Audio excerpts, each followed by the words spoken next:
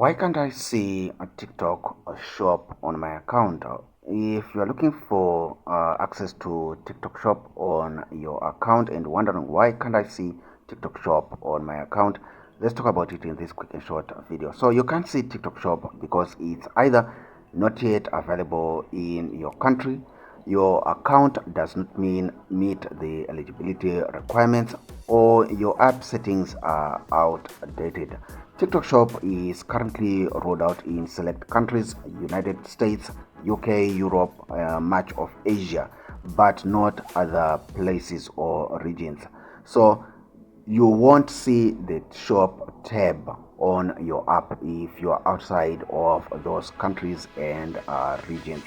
Then your account your account might not be eligible for a TikTok shop if you are already in those countries, because you must be 18 or older, have a good account standing, and sometimes meet minimum follower count requirements in certain regions to be able to see a TikTok shop.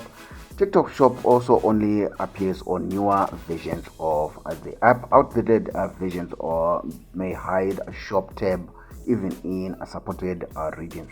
If your account has a low creator health rating or flagged videos, TikTok may temporarily support shopping features. That's what some of the reasons why you are not seeing TikTok shop.